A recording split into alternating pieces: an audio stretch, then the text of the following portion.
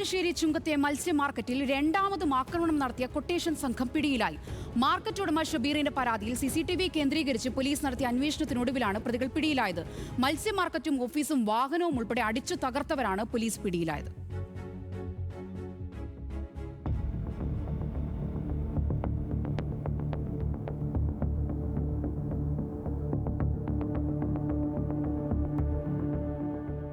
ചുങ്കത്തെ മത്സ്യ മാർക്കറ്റിലെ ഓഫീസും വാഹനങ്ങളും അടിച്ചു തകർത്ത 5 അംഗ കൊട്ടേഷൻ സംഘത്തെയാണ് പോലീസ് പിടികൂടിയത്.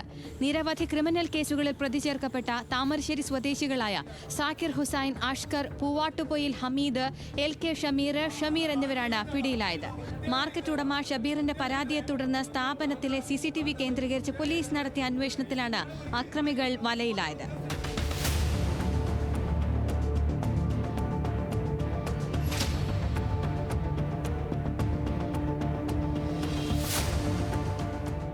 താനുമായുള്ള സാമ്പത്തിക തർക്കത്തെ തുടർന്ന് സ്ഥലം ഉടമ ലത്തീഫാണ് കൊട്ടേഷൻ സംഘത്തെ അയച്ചതെന്ന് മാർക്കറ്റ് ഉടമ ഷബീർ പറഞ്ഞു. എൻ്റെ വണ്ടിയുടെ ഗ്ലാസ് പൊട്ടിച്ചിട്ടുണ്ട്, പിന്നെ കസേര മേശയൊക്കെ പൊട്ടിച്ചിട്ടുണ്ട്. ഈ വന്ന ആളുകളൊക്കെ ഗുണ്ടകളാണ്. നമ്മൾ നിയമപരമായിട്ട് മുന്നോട്ട് പോവുക. നമ്മൾ നിയമം വിശ്വസിക്കുന്ന ആളാണ്. മാർക്കറ്റ് ഉടമ ഷബീറിന്റെ പരാതിയിൽ ഞായറാഴ്ച രാത്രി തന്നെ പോലീസ് സംഘർഷമുണ്ടായ സ്ഥലത്തെത്തി പരിശോധന നടത്തിയിരുന്നു. പിടിയിലായവരെ വിശദമായ ചോദ്യം ചെയ്തതിന് ശേഷമേ മാർക്കറ്റിൽ നടന്ന ആക്രമണത്തെക്കുറിച്ച് കൂടുതൽ വ്യക്തത വരൂ. തിങ്കളാഴ്ച മാർക്കറ്റ് ഉടമയിൽ നിന്ന് പോലീസ് വിശദമായ മൊഴി രേഖപ്പെടുത്തി. ഇതിനു മുൻപും പിടിയിലായ സംഘം ചുങ്കത്തെ മത്സ്യ മാർക്കറ്റിൽ ആക്രമണം നടത്തിയിരുന്നു. ന്യൂസ് മലയാളം, കോഴിക്കോട്.